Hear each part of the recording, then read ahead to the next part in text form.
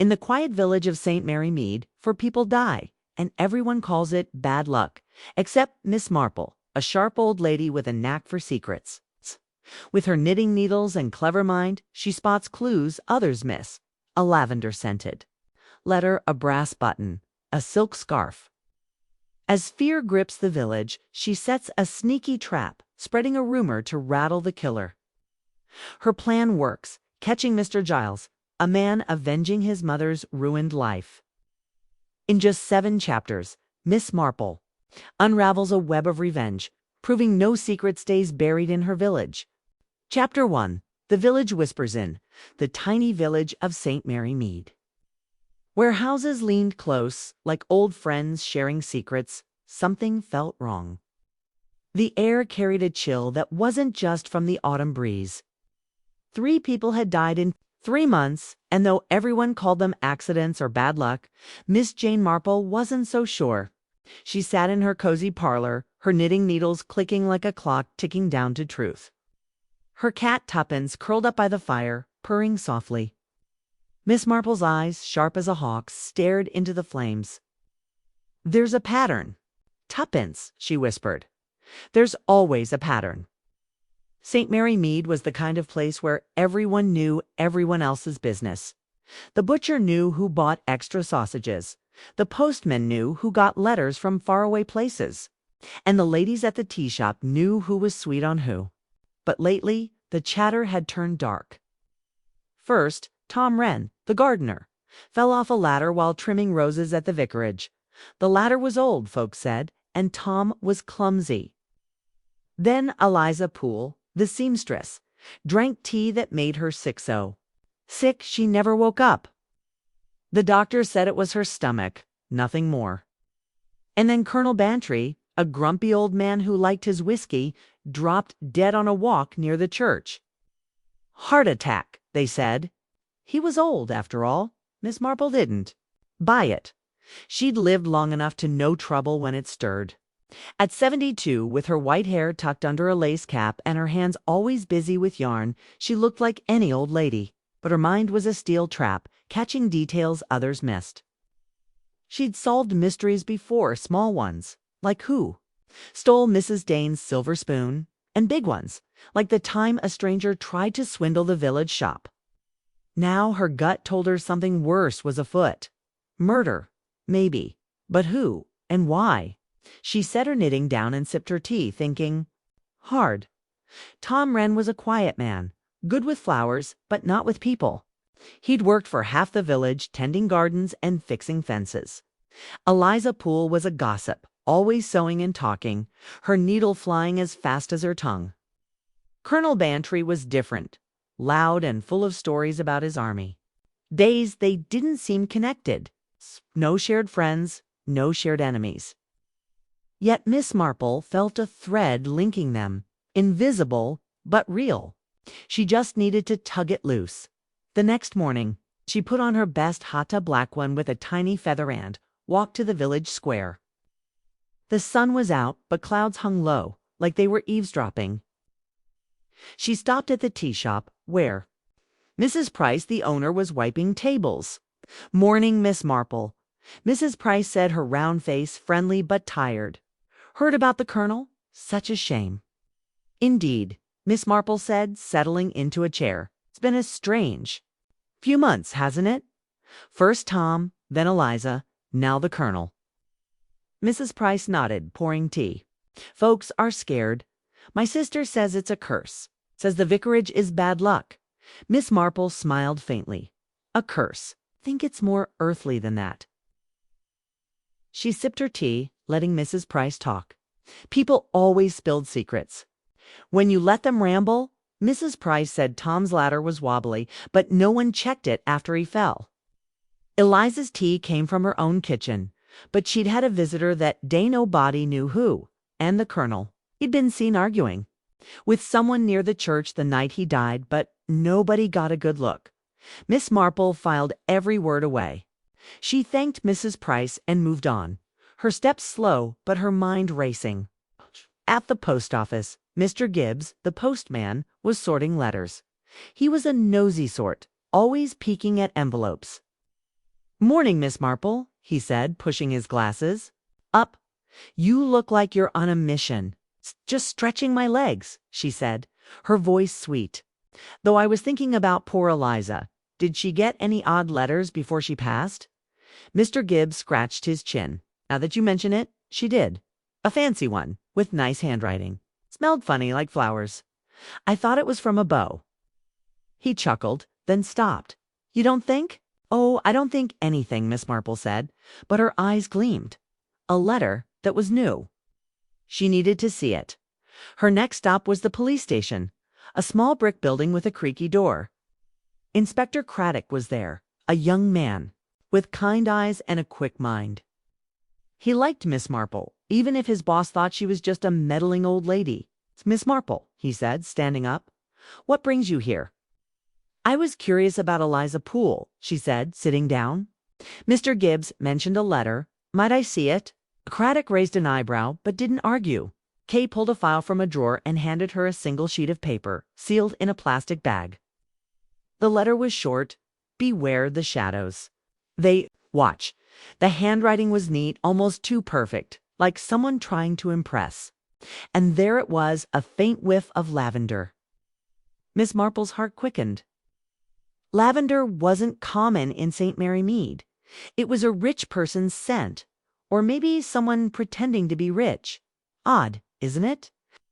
Craddock said, "We thought it was a prank. Kids, maybe." "Perhaps," Miss Marple said, but she didn't believe it. This was no child's game. She thanked Craddock and left, her mind spinning. Lavender, a letter, 3 deaths. She needed more back home. She fed Tuppence and sat by the fire, knitting again. The needles helped her think, their rhythm like a heartbeat. She remembered something. Dr. Haydock, the village doctor, had a bottle of lavender oil in his office. She'd seen it last month when she went for a checkup. Dr. Haydock was a good man, or so everyone thought. But Miss Marple knew good men could hide bad secrets. Could he be involved? Or was someone using lavender to point fingers at him? She decided to watch the doctor.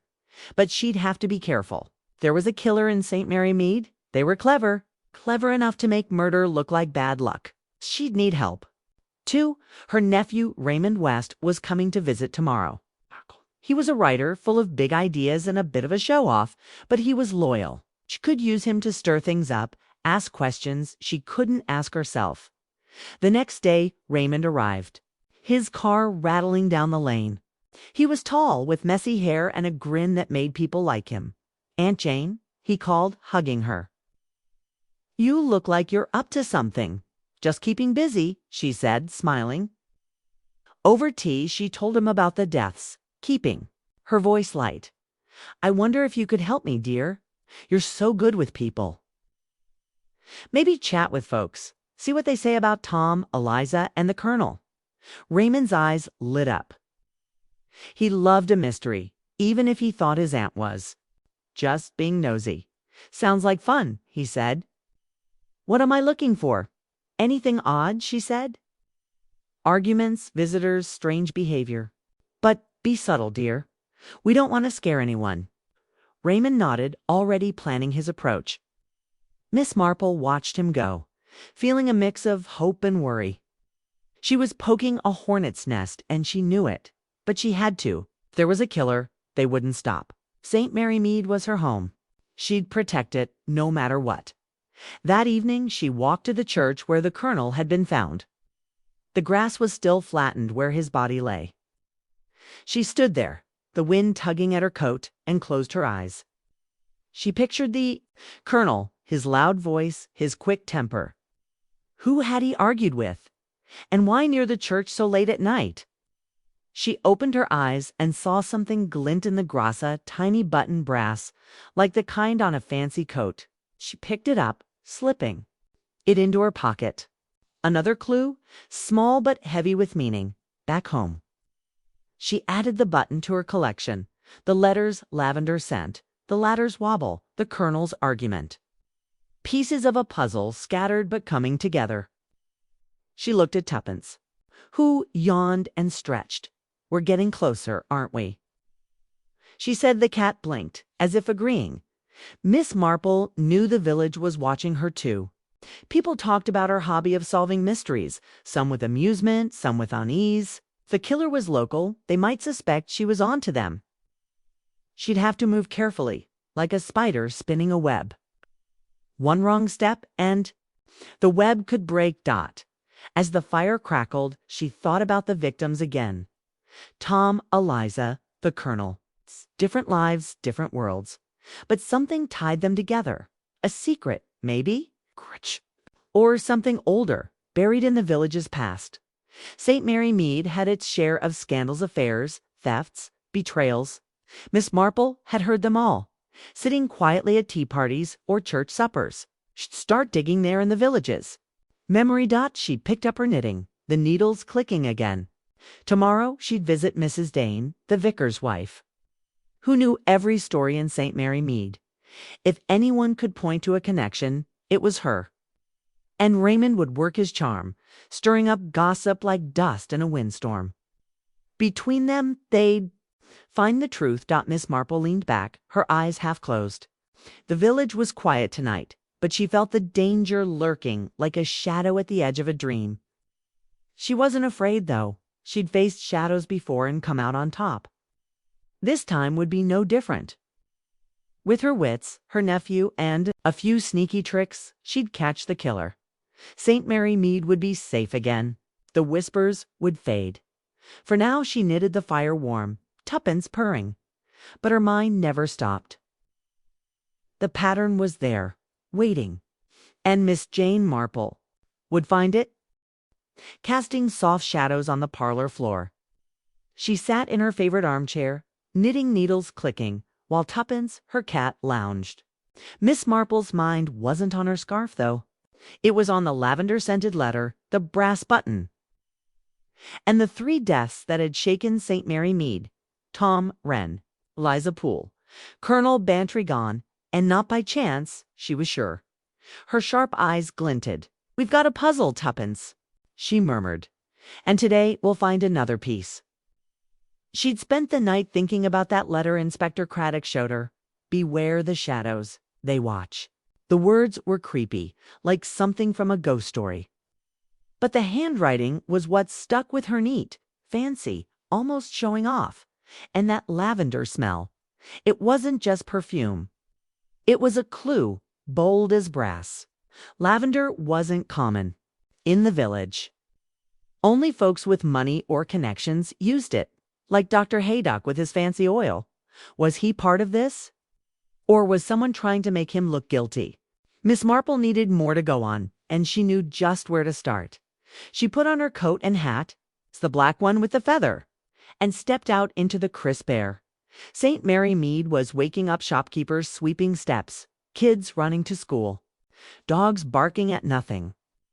The village fete was tomorrow, a big event with stalls, games, and gossip galore. It'd be the perfect place to watch people catch their little nervous glances, forced laughs. People let things slip when they were distracted, and Miss Marple was a master at noticing. First, she headed to the vicarage to see Mrs. Dane, the vicar's wife. Mrs. Dane was a kind woman, but she loved to talk. And her stories often held gold for someone like Miss Marple. The vicarage was a stone house with ivy crawling up the walls, cozy but a bit run down.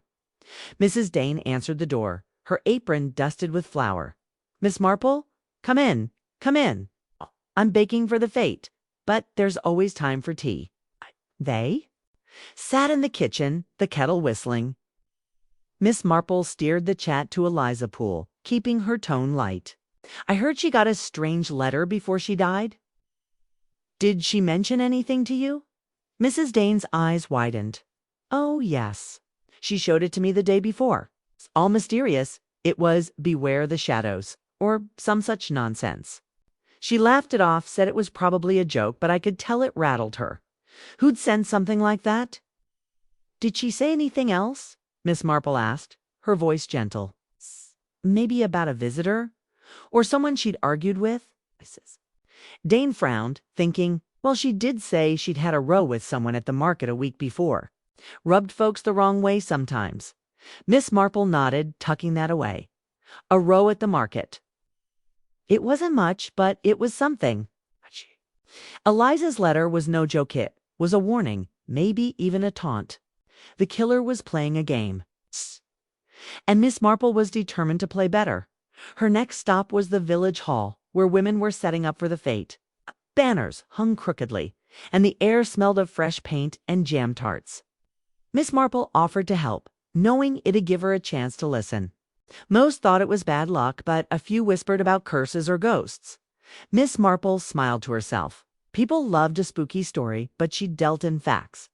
While pinning up streamers, she struck up a chat with Miss Hartnell, a nosy spinster with a knack for remembering grudges. Terrible about the colonel, Miss Marple said. Heard he was out late the night he died. Odd for a man his age. Miss Hartnell sniffed. Not so odd. He was always wandering. That one. Liked his drink too much, if you ask me. I saw him near the church that night, arguing with someone. Couldn't see who too dark, but the colonel was red in the face, shouting about money owed. Miss Marple's heart skipped. Money owed. That was new. Did you tell the police? She asked, keeping her voice curious, not pushy. Oh, they didn't care, Miss Hartnell said, waving a hand. Said it was probably nothing. That I say, where there's shouting, there's trouble. Miss Marple agreed, her mind racing. It's an argument about money. A letter with lavender. A button by the church. The pieces were piling up, but they didn't fit yet. She needed to see that letter again, maybe find out where it came from. And she needed to watch Dr. Haydock. His lavender oil was too convenient to ignore. She left the hall and headed to the police station, her steps quick for a woman. Her age. Inspector Craddock was at his desk, surrounded by papers. He looked up, smiling. Miss Marple, twice in 2 days. You're keeping me busy. Just a small thing, she said, sitting down. That letter of Eliza, like another. Look, if you don't mind, and maybe you could tell me if anyone else got one like it. Craddock raised an eyebrow, but didn't argue. He pulled the letter from its file, still in its plastic bag. Miss Marple studied it closely. The paper was thick, expensive, not the kind you'd find at the village shop. The ink was black, the writing careful, like someone who'd practiced. And that lavender scent faint, but unmistakable. She sniffed it again, memorizing it. Tom or the colonel get anything like this? She asked. Craddock shook his head. Not that we know. Tom's house was a mess, papers everywhere, but nothing like this. The colonel's wife said he got no strange mail. But we didn't look too hard. You think it's important? I think Miss Marple said that someone took great care to write this. Careful people don't do things for no reason. Craddock leaned back, thoughtful. You're saying it's connected to her death? The poison in her tea?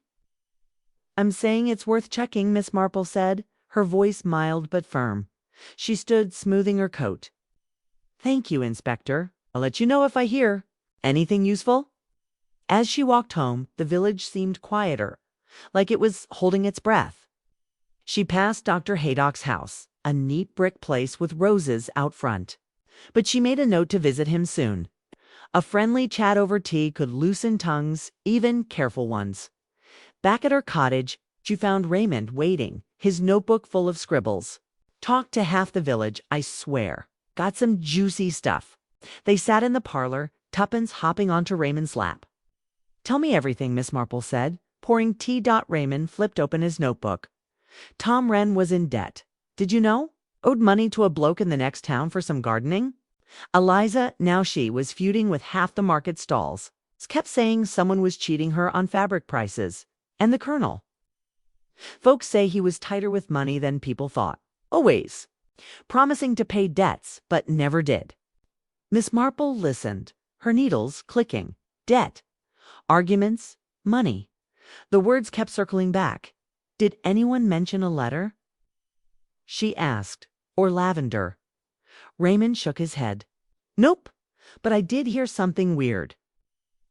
There's a new... Keeps to himself, but someone saw him buying fancy paper at the market last week. It's the kind you'd use for important letters. Miss Marple's eyes narrowed. A newcomer. Fancy paper. It wasn't proof, but it was another thread. "Good work, dear," she said. "Keep talking to people. Maybe keep an eye on this Mr. Giles. Discreetly, mind you." Raymond grinned, loving the spy game. "Got it, Aunt Jane? This is better than writing novels." After he left, Miss Marple sat by the fire, thinking. The fate was tomorrow, and the whole village would be there. Dr. Haydock, Mr. Giles, everyone.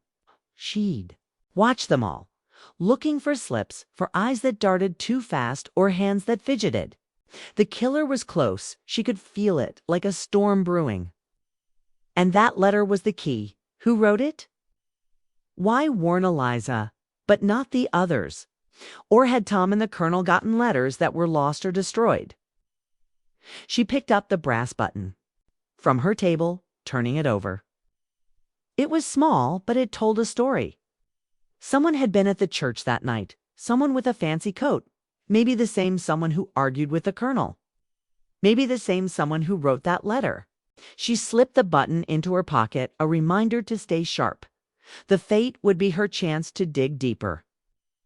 She'd chat, smile, blend in, just a harmless old lady enjoying the day. But her eyes would miss nothing. The killer was clever, but so was she. And she had one advantage. They didn't know she was watching as the fire crackled. Miss Marple leaned back, her knitting forgotten. Tuppence purred, sensing her mood. "Tomorrow, Tuppence," she said softly. "Tomorrow we'll tug that thread a little harder." The village might think it was cursed, but Miss Marple knew better. There was no curse, just a person, cold and cunning, hiding in plain sight. And she'd find them one clue at a time. Chapter 3. The doctor's secret. The village fete was in full swing, with St. Mary Mead buzzing like a beehive. Bright banners fluttered over stalls piled with jam jars, knitted scarves, and homemade pies. Kids darted through the crowd, clutching sticky toffee apples, while the grown-ups gossiped over cups of tea. Miss Jane Marple stood near the cake stall, her black hat tilted just so, her eyes scanning the faces around her. She looked like any old lady enjoying the day, but her mind was sharp, piecing together the puzzle of 3 Deathstone Wren, Eliza Poole, and Colonel Bantry. The lavender-scented letter, the brass button, the whispers of arguments, they all pointed to something dark. "We're close, Tuppence," she'd told her cat that morning, though Tuppence only yawned. Now, at the fete, Miss Marple was hunting. For the next clue, she'd been thinking about Dr. Haydock, the village doctor, ever since she smelled that lavender oil in his office. The letter Eliza got before she died reeked of it. And Miss Marple didn't believe in coincidences. Dr. Haydock was well liked, with his warm smile and quick hands. But Miss Marple knew even good men could hide bad secrets. She needed to talk to him, poke around a bit, see if he flinched. But first, she'd watch him from a distance, like a hawk circling a field. The fete was perfect for snooping. Everyone was here, laughing and chatting, their guards down. Miss Marple moved through the crowd, her steps slow but deliberate. She stopped at Mrs. Price's tea stall, where a group of women were clucking about the Colonel's death. "Heart attack, my foot," one said. He was fit as a fiddle, always marching about. Miss Marple listened, nodding, but her eyes were on Dr. Haydock, who was across the field talking to the vicar. He looked calm, but his hands were in his pockets, a nervous habit, maybe. She made her way to the vicar's stall, where Mrs. Dane were selling raffle tickets. "Lovely day, isn't it?" Miss Marple said, buying a ticket she didn't care about. "I see Dr. Haydock's here. Such a kind man, always helping folks." Mrs. Dane beamed. "Oh, yes. He's been a blessing, especially after poor Tom's fall. Checked on Tom's widow himself. No charge." Miss Marple's ears pricked up. "That's kind." "Did he know Tom well?" "Not really," Mrs. Dane said, sorting coins. "But he's like that with everyone, though I heard he and Colonel Bantry had words a while back. Something about a bill, I think." Miss Marple's heart quickened. Another argument. Money kept coming up. Debts, bills, grudges. Was that the thread tying the deaths together? Or was it something deeper? She decided it was time to talk to Dr. Haydock directly. She invited him for tea at her cottage the next day, knowing a cozy chat could loosen tongues. For now, she kept watching. At the pie stall, she spotted Raymond, her nephew, charming a group of farmers with his big city stories. He caught her eye and winked, letting her know he was digging for gossip as she'd asked. Raymond was a show-off, but he was good at getting people to talk. As the fete wound down, Miss Marple noticed something odd. Dr. Haydock slipped away early, heading toward the village apothecary. She followed, keeping her distance, her black coat blending with the evening shadows.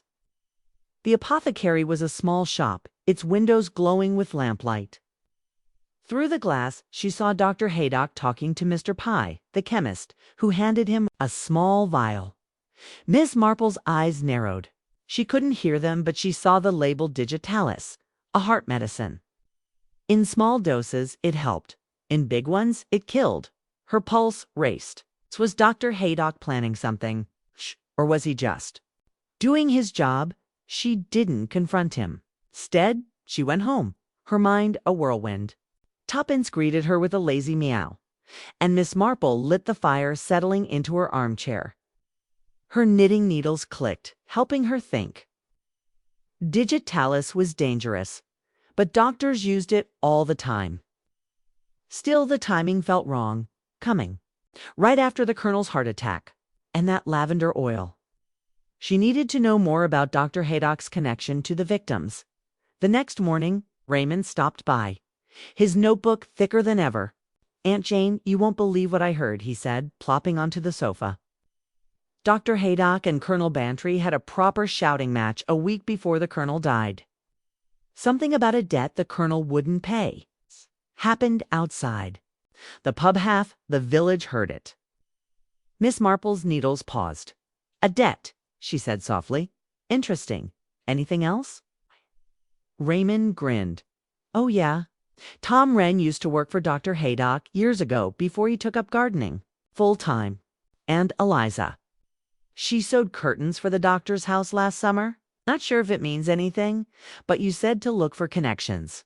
"It means plenty," Miss Marple said, her voice calm but her mind racing. "All 3 victims tied to Dr. Haydock. It was too neat, like a bow on a gift. Was he the killer? Or was someone setting him up, using his lavender and his medicine to point fingers?"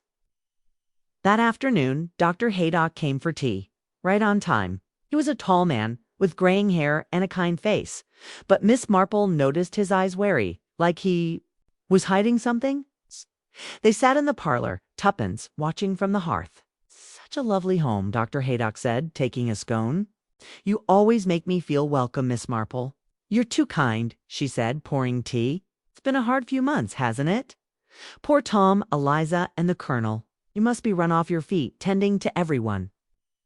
Dr. Haydock nodded, but his smile was tight. "It's been tough. Sudden deaths like that, they shake a village." "Indeed," Miss Marple said, her voice soft. "I heard you knew the Colonel well. Such a strong man to go so quickly." Dr. Haydock's hand twitched, just a bit. "We weren't close. He said too fast. He was a patient, that's all. His heart was weak. Too much whiskey, I'd say." Miss Marple sipped her tea, watching him over the rim. "And Tom? I heard he worked for you once." Dr. Haydock blinked, caught off guard. "Oh, years ago. Just odd jobs. Nice lad, but clumsy.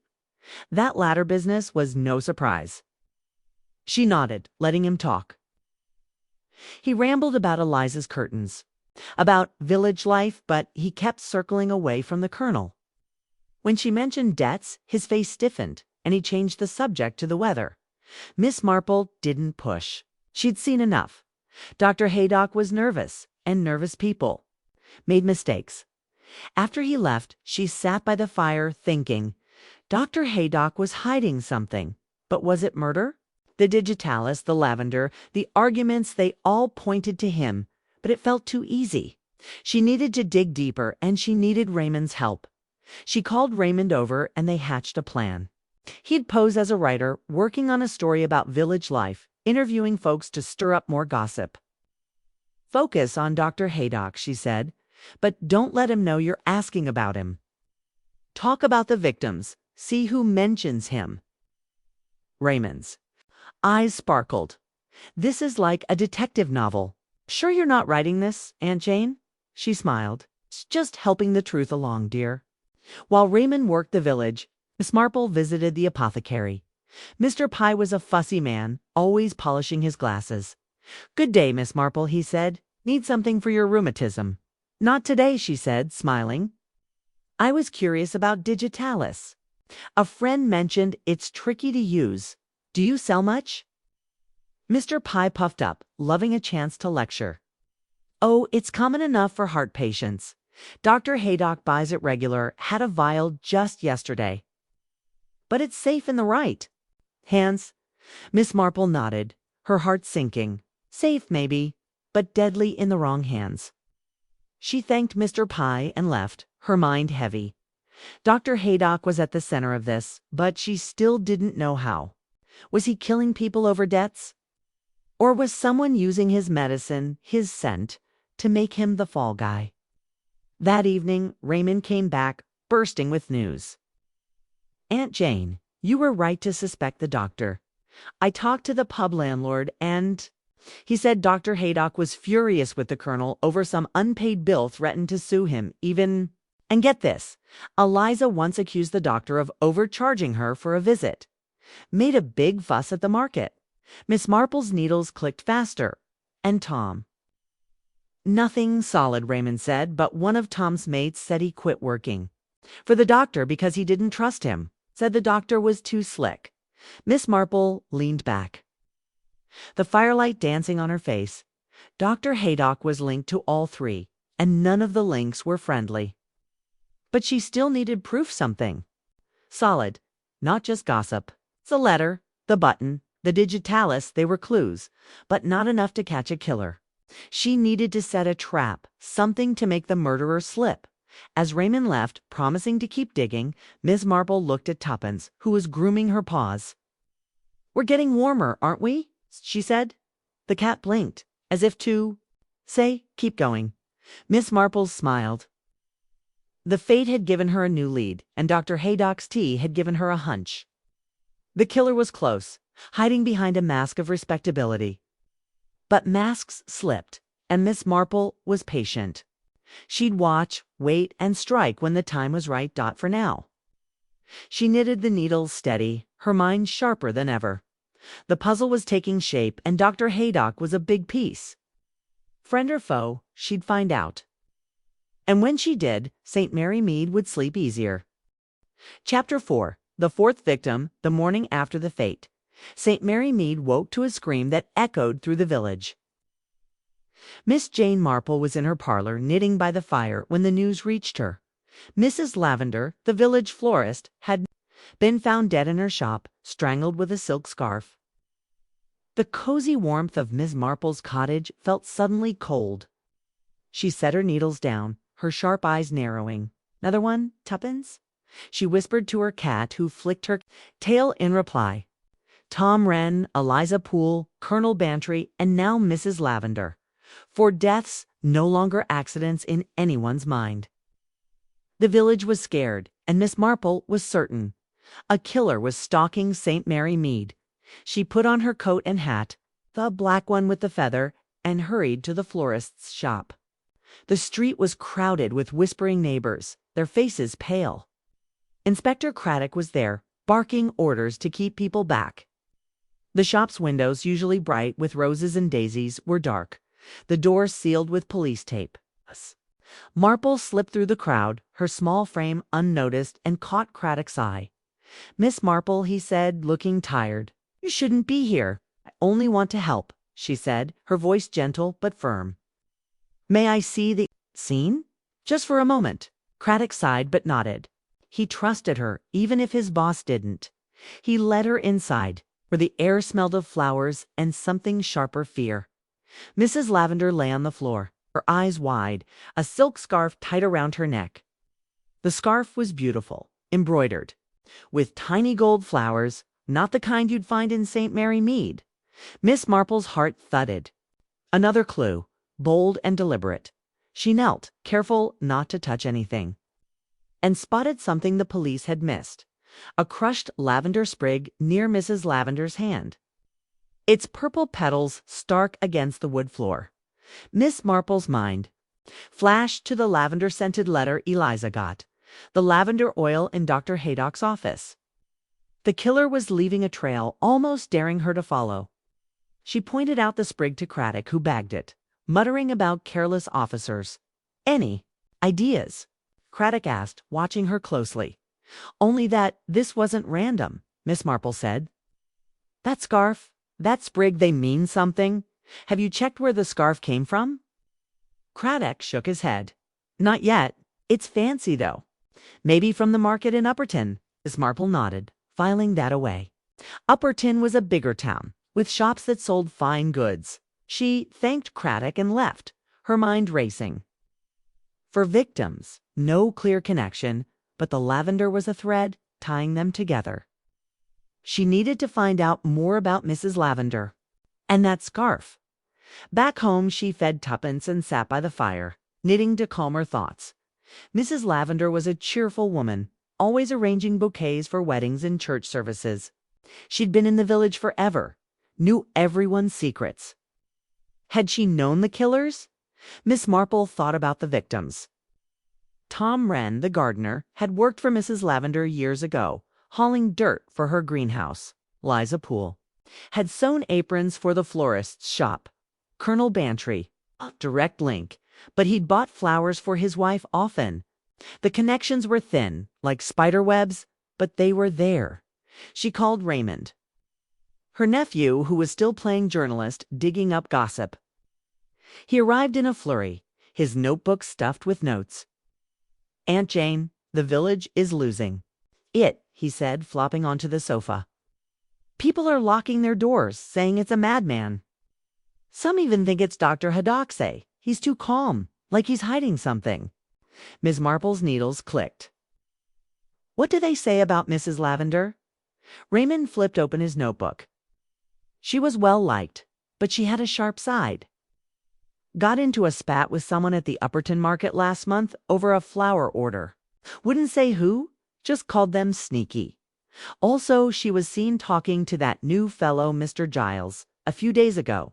Looked serious, not friendly." Miss Marple's eyes gleamed. Mr. Giles again, the reclusive newcomer who bought fancy paper. And Upperton, where the scarf might have come from. "Good work, dear," she said. "Can you go to Upperton? About that scarf, gold flowers, silk? And see if anyone remembers Mrs. Lavender arguing there." Raymond grinned, loving the mission. "I'm on it. Anything else?" "Keep an eye on Mr. Giles," she said. "But don't let him see you. He's interesting." After Raymond left, Miss Marple visited Mrs. Dane at the vicarage. The vicar's wife was baking, her kitchen a mess of flour and sugar. "Oh, Miss Marple," she said, wiping her hands. "Isn't it awful? Poor Mrs. Lavender, who'd do such a thing?" "Someone cruel," Miss Marple said, sitting down. "Did Mrs. Lavender ever mention trouble?" "Maybe at the market." Mrs. Dane frowned, thinking. "She did say something once about a customer who kept changing orders, driving her mad. Said they were from out of town, not local. But she didn't give a name." Miss Marple nodded, sipping the tea Mrs. Dane offered. "Out of town. Like Mr. Giles, who wasn't from St. Mary Mead, or maybe someone else, hiding in the shadows." She thanked Mrs. Dane and walked home, her mind churning. The scarf, the sprig, the market, they were pieces of a puzzle, and she was starting to see the shape. That evening she went through her clues. The lavender letter, the brass button, Dr. Haydock's digitalis, and now the scarf and sprig. The killer was bold, leaving signs like breadcrumbs. But why? To taunt the police? To frame someone? Or because they couldn't help themselves? Miss Marple leaned back, her knitting forgotten. The victims weren't random, she was sure. They were linked by something, a secret, a grudge. Maybe something from years ago. She decided to check Mrs. Lavender's shop records if the police would let her. Maybe there was a customer list or a note about that market argument. She called Craddock, who agreed to let her look, mostly because he was desperate for leads. The next morning, she met him at the shop, now empty except for the faint smell of flowers. Craddock handed her a ledger. Mrs. Lavender's tidy handwriting listing orders and payments. Miss Marple scanned the pages, her eyes catching on a name. Mr. Giles. He'd ordered a bouquet 2 weeks ago. Paid in cash, no address given. Another entry showed a canceled order from an Upperton customer marked difficult. No name, but the date matched Mrs. Dane's story. Miss Marple's pulse quickened. She showed Craddock, who promised to check on Giles and the Upperton. Market dot, as she left the shop, she saw Dr. Haydock across the street carrying his black bag. He waved, but his smile didn't reach his eyes. Miss Marple waved back, her mind on that digitalis file. Was he involved or just caught in the web? She needed more before she could be sure. Raymond returned that afternoon, his face flushed with excitement. "Aunt Jane, I hit gold in Upperton," he said, tossing his notebook on the table. "The scarf. It's from a shop called Ladies. Finery. They sell pricey stuffed silk, embroidery, all that." The owner remembered selling one with gold flowers last month to a man, not a woman. Said he was quiet, paid cash, didn't give a name. Get this. Mrs. Lavender was in the market. The same day, arguing with someone. The stall owner didn't hear much, just caught her saying, "You can't fool me." Miss Marple's heart raced. A man buying the scarf. Mrs. Lavender's argument. Mr. Giles with his fancy paper and quiet ways. The web was tightening, but she needed proof, not just threads. "Wonderful, dear," she said. "Did you learn anything about Mr. Giles?" Raymond nodded. "He's been to Upperton a few times, always alone. Folks say he's polite but keeps his distance. One shopkeeper saw him buying lavender oil last week." Miss Marple's breath caught. Lavender oil? Like Dr. Haydock's. Was Giles the killer, using the doctor's scent to throw suspicion? Or were they working together? She thanked Raymond and sent him to keep watching Giles, but to be careful. The killer was getting bolder, and bold killers were dangerous. That night, she sat by the fire, Tuppence curled up beside her. The village was on edge, doors locked, curtains drawn. Deaths, each one colder than the last. Miss Marple thought about the victims, their lives, their secrets. Tom worked for Mrs. Lavender. Eliza sewed for her. The Colonel bought her flowers. All of them, Raymond had learned, had crossed paths with Dr. Haydock. But Mr. Giles was the wild card slipping in and out of the village like a ghost. She picked up the brass button, turning it over. It was from the Colonel's death found near the church. Maybe it belonged to the killer, torn off during a struggle. Or maybe it was another plant, like the lavender sprig. The killer loved games, leaving clues to tease or mislead. But games had rules, and Miss Marple was learning them. She decided to push harder. Tomorrow, she'd spread a rumor through Raymond that she'd found a clue linking the deaths. Nothing too specific, just enough to rattle the killer. If they were watching, they'd react, maybe slip up, maybe come for her. 'Twas risky, but Miss Marple was no stranger to risk. She'd faced killers before, and her wits had always won. As the fire crackled, she looked at Tuppence, who blinked slowly. "We're closing in, aren't we?" she said. The cat stretched, as if agreeing. Miss Marple smiled, her needles clicking again. The fourth victim had changed everything, turning whispers into screams. The killer thought they were clever, but Miss Marple was cleverer. She'd follow the lavender, the scarf, the button, and whatever came next, St. Mary Mead was her home, and she'd protect it one sneaky step at a time. Chapter 5. The trap takes shape. The air in St. Mary Mead was thick with fear, like fog that wouldn't lift. For Deathstone Wren, Eliza Poole, Colonel Bantry, and now Mrs. Lavender had turned the village's chatter into hushed whispers. Miss Jane Marple sat in her parlor, knitting by the fire, her cat Tuppence dozing nearby. Her needles clicked, But her mind was elsewhere, weaving a plan as tight as her stitches. The lavender-scented letter, the brass button, the silk scarf.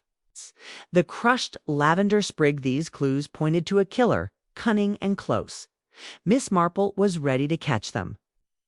"It's time to set a trap, Tuppence," she murmured, her sharp eyes glinting. The cat flicked an ear, as if to say, "Go for it."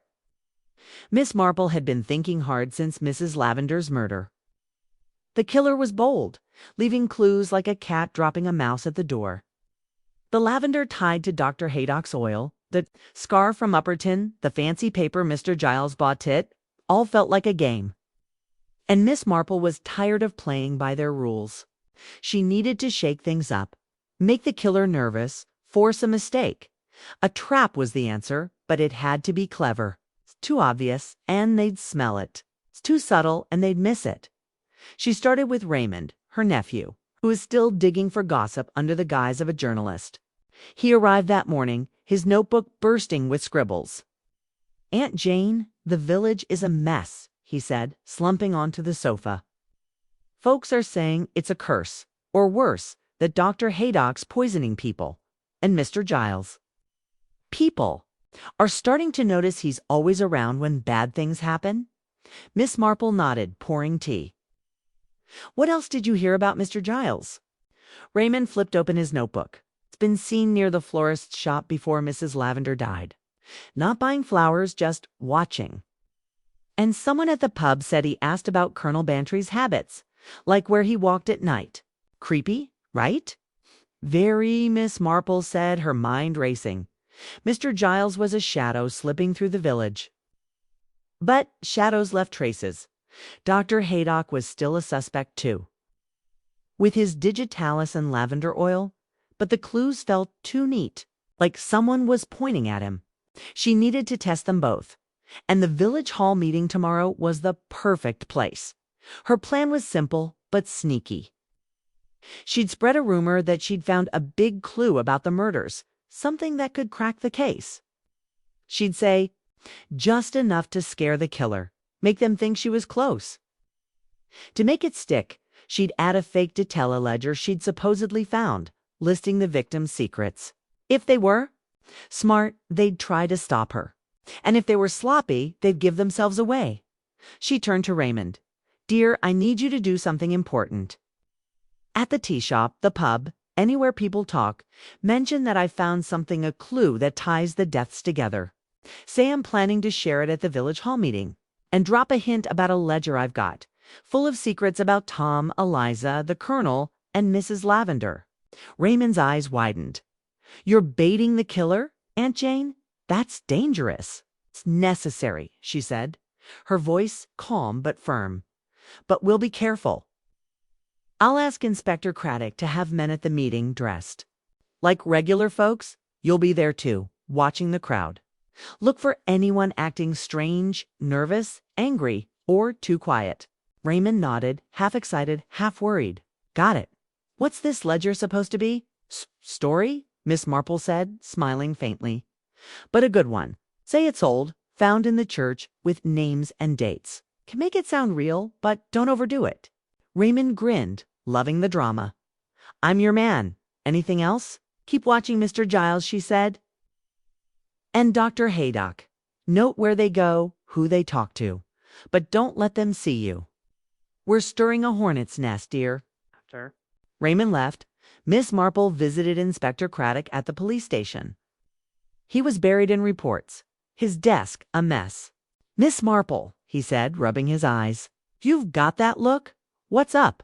"I have a plan," she said, sitting down. "The village hall meeting tomorrow. I want to use it to catch the killer. I'll say I've found a clue. Something big. I need your men there, in plain clothes, watching the crowd. Can you do that?" Craddock leaned back, frowning. "You're setting yourself up as bait. That's risky, even for you." "I'll be fine," she said. "The killer's getting cocky, leaving clues like trophies. If we rattle them, they'll slip." "Will you help?" Craddock sighed, but nodded.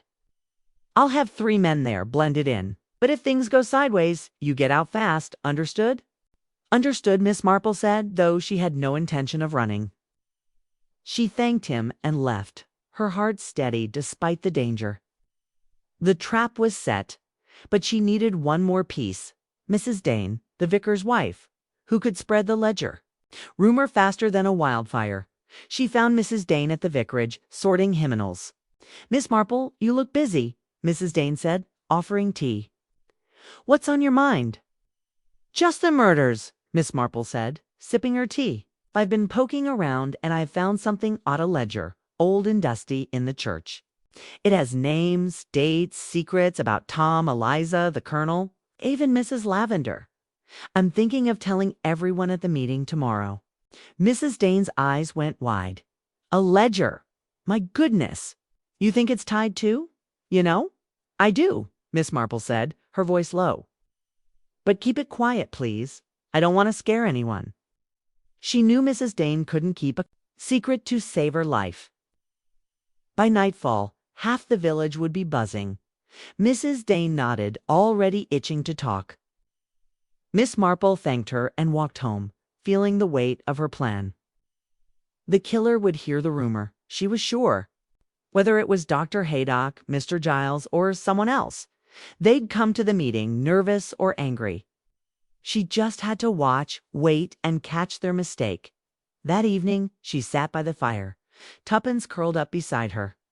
Her knitting needles clicked, but her mind was on the meeting. She pictured the village hall, packed with faces, some curious, some scared. One guilty. Dr. Haydock would likely be there unless he had a house call. Mr. Giles was a wild card. He kept to himself, but a rumor like this might draw him out. She went over her clues: the lavender letter, the button, the digitalis, the scarf, the sprig. They pointed to Dr. Haydock, but Mr. Giles was creeping closer. With his fancy paper and lavender oil, she called Raymond to check in. "It's done," he said, his voice crackling through the phone. "I told the tea shop, the pub, even the postman. Everyone's talking about your clue and that ledger.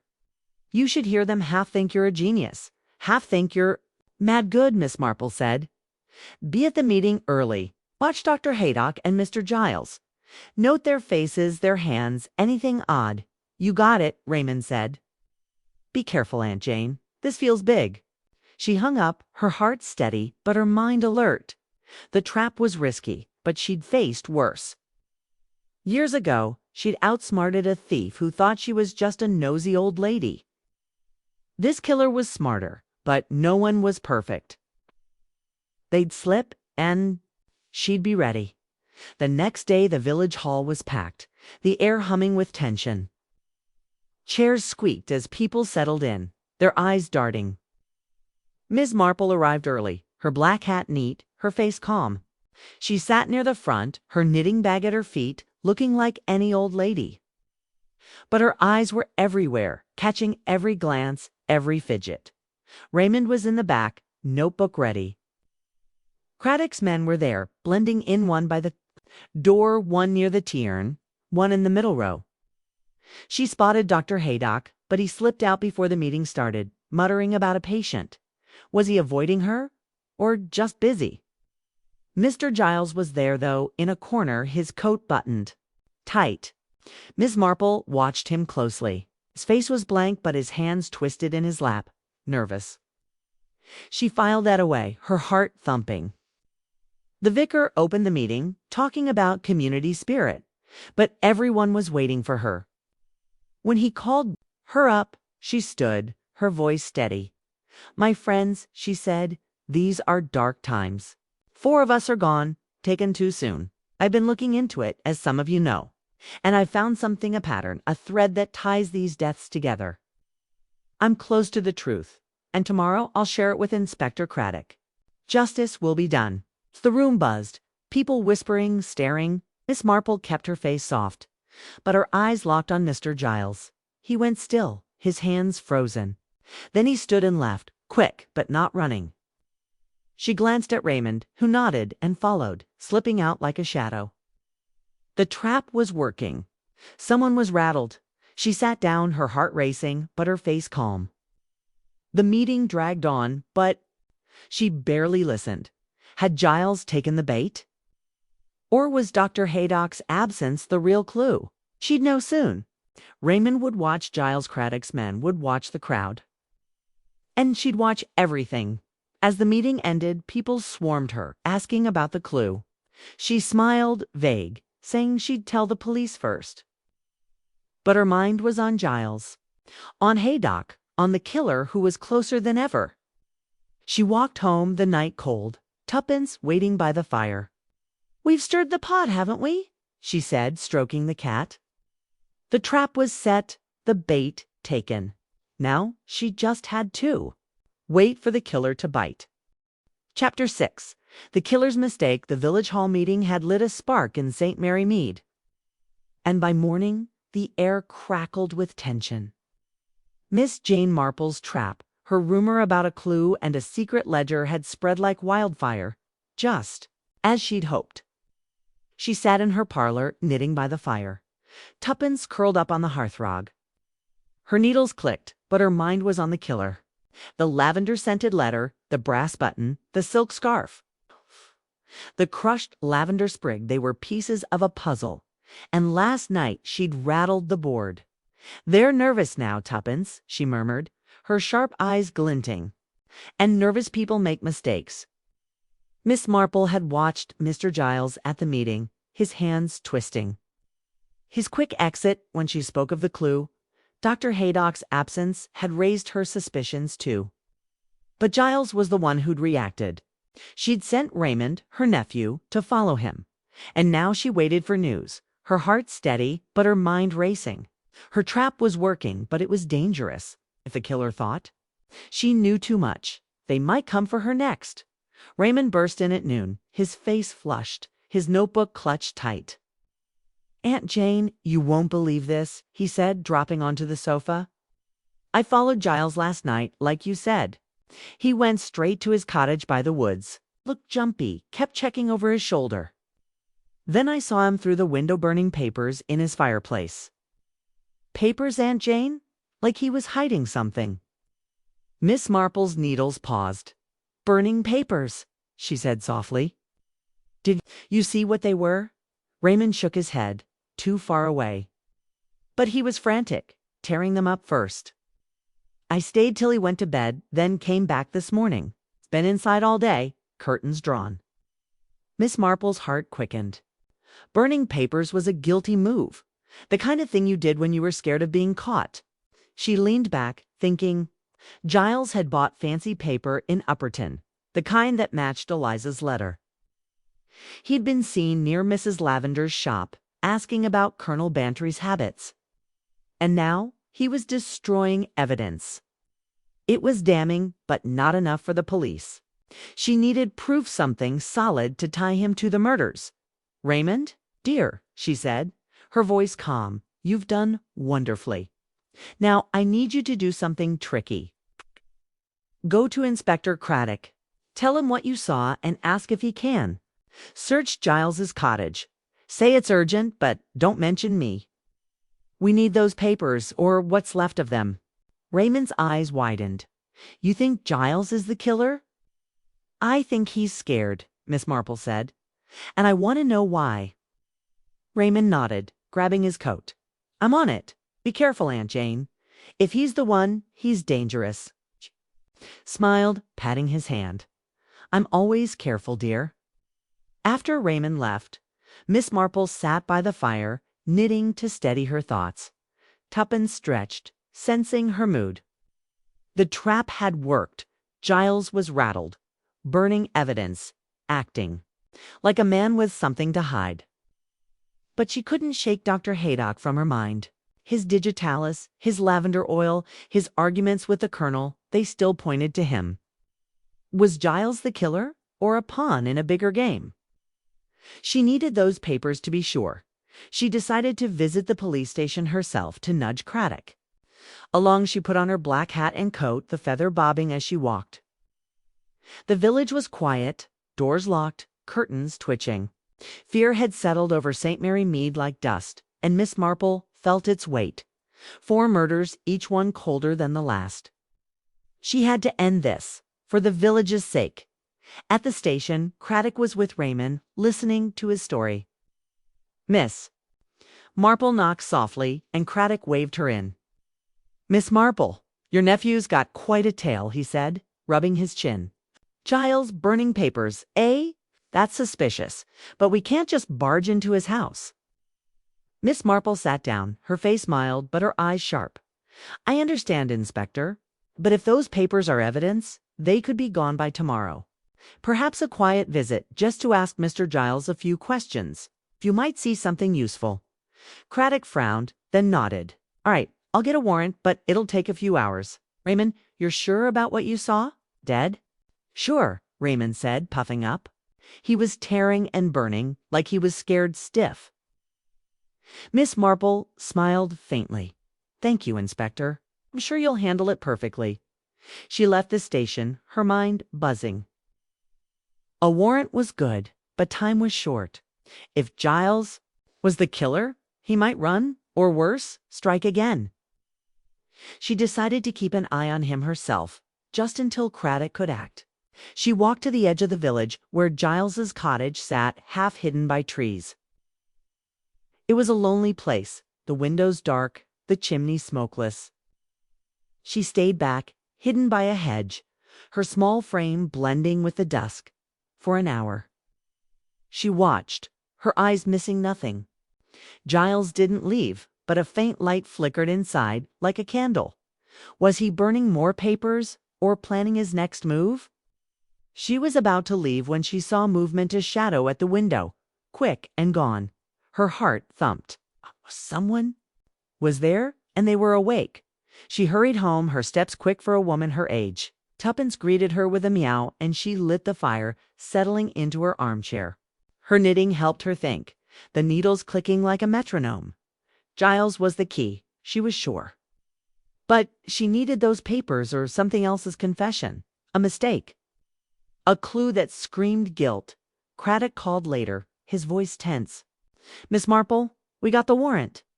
Searched Giles's cottage an hour ago.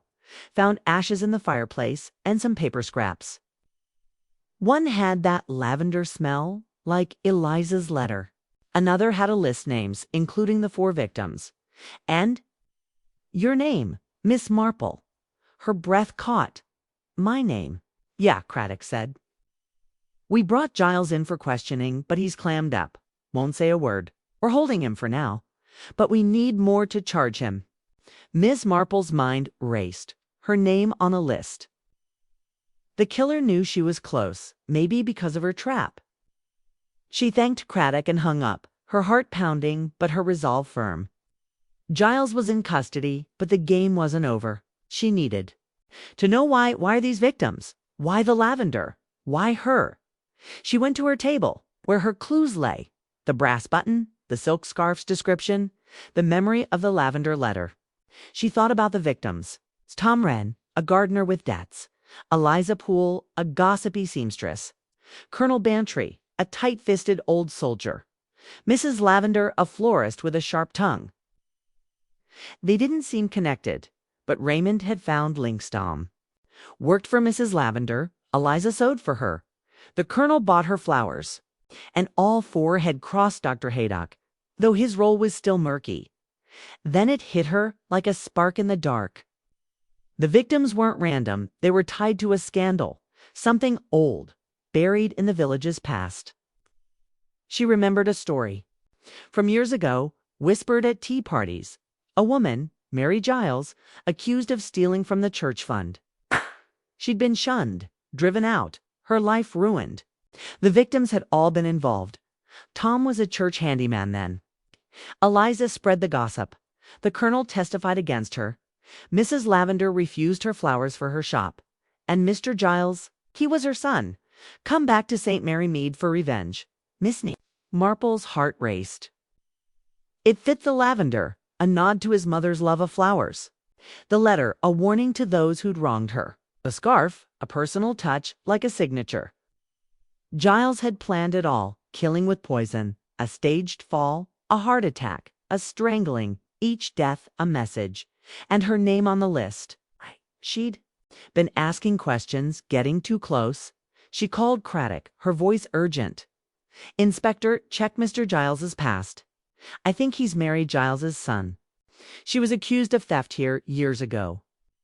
The victims were all part of it. That's why he killed them." Craddock was stunned.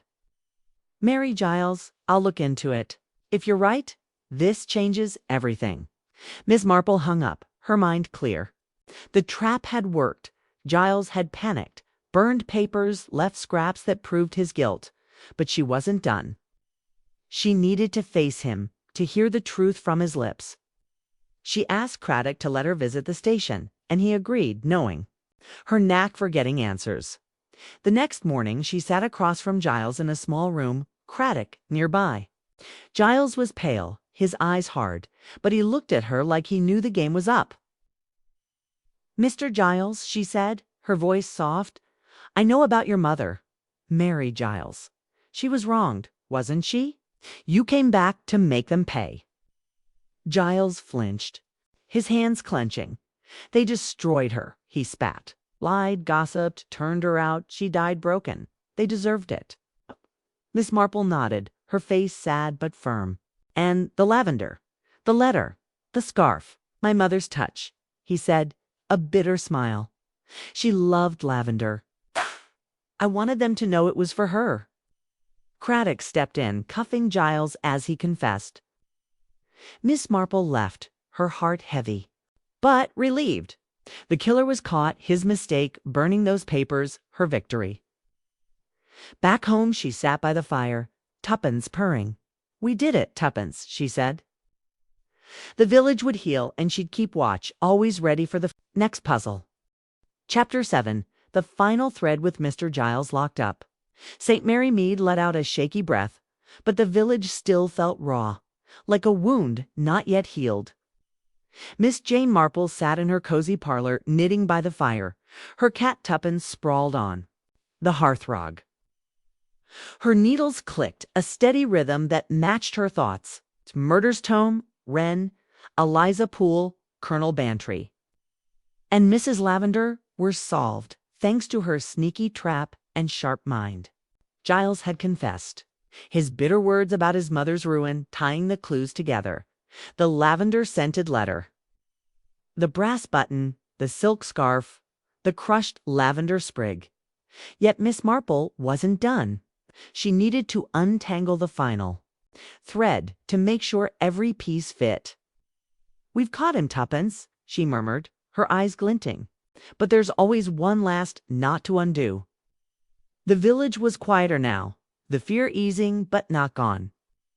People still locked their doors, and whispers followed Miss Marple as she walked to the tea shop or church.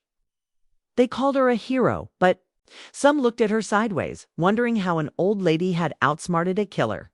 She didn't mind. She'd faced doubt before and come out on top. Now she wanted to understand Giles's game, why he'd left such bold clues. And whether Dr. Haydock, with his digitalis and lavender oil, was truly innocent. She started by visiting Inspector Craddock at the police station. The brick building was busy, officers sorting papers from Giles's cottage. Craddock greeted her with a tired smile. "Miss Marple, you're a marvel," he said, offering a chair. "Giles is talking now. Says he planned it for years, ever since his mother died. Wanted revenge for what the village did to her." Miss Marple nodded, settling into the chair. "Mary Giles? I remember the scandal. She was accused of stealing from the church fund, but there was never proof. Tom, Eliza, the Colonel, and Mrs. Lavender, they all played a part, didn't they?" "Exactly," Craddock said, pulling a file. "Tom was a handyman at the church, saw her near the fund box, and told the vicar. Eliza spread gossip, said Mary was a thief. The Colonel testified she'd been sneaky, and Mrs. Lavender refused to sell her flowers, turned her away in front of everyone. Mary left the village broken. Giles says she died of a broken heart." Miss Marple's heart ached, but her mind stayed sharp. And the clues, the lavender, the letter, the scarf. Craddock flipped open the file. Giles said lavender was his mother's favorite. She used it in her soap, her clothes. Few bought the oil in Upperton to mimic her, to make the murders feel like her revenge. The letter to Eliza was a warning, but also a taunt. He wanted her scared. The scarf was his mother's, one she wore before they shamed her. It kept it all these years. Miss Marple's needles, tucked in her bag, seemed to click in her mind. And the brass button. From the Colonel's death, as Craddock said, tore off his coat when he staged the Colonel's heart attack. Giles used digitalis, stole it from a chemist in Upperton, not Dr. Haydock. He planted the button to confuse us, make it look like a struggle. Miss Marple leaned back, the pieces falling into place. Giles was clever, turning his mother's pain into a deadly game. The lavender wasn't just a clue, it was a tribute. The letter, the scarf, the sprig, they were his way of signing his work, of saying, this is for Mary. Okay, but one thing nagged her. Dr. Haydock, his lavender oil, his digitalis. His arguments with the Colonel, they'd pointed to him so neatly. Was it all a coincidence, or had Giles framed him? She asked Craddock, her voice gentle. Inspector, what about Dr. Haydock's digitalis purchase? The lavender in his office, did Giles use them to throw suspicion? Craddock nodded. Looks like it. We checked the doctor's records. His digitalis went to a patient with heart trouble, all accounted for. The lavender oil, uses it for calming patients, has for years. Giles knew that his mother was one of Haydock's patients before she left. He bought the same oil to mimic him, to make us look at the doctor instead. Miss Marple's heart eased. Dr. Haydock was innocent, just a pawn in Giles's plan. She thanked Craddock and left, her mind clearer but still turning. Giles had confessed, but she wanted to see him, to hear it from his lips, to understand the man who'd turned grief into murder. Craddock agreed to let her visit, knowing her knack for getting answers. The next morning, she sat across from Giles in a small gray room at the station. He was thin, his eyes hollow, but there was a fire in them, a mix of anger and pride. Marple, he said, his voice low. You're the one who caught me. Didn't think an old lady could do it? I had help, she said, her face soft but her eyes sharp. Your mother, Mr. Giles? She didn't deserve what happened. Why? Kill. Why not tell the truth? Clear her name. Giles laughed, bitter. The truth. This village didn't care about the truth. They chewed her up, spit her out. I was a boy watching her cry every night. She died because of them. I came back to make them pay. Miss Marple nodded, her heart heavy. The lavender, the scarf, were hers, weren't they? His eyes softened just for a moment. Her favorites. I kept them all these years. Wanted them to know it was for her. The letter was for Elise Shea, gossiped loudest. The sprig for Lavender Shea shamed my mother worst.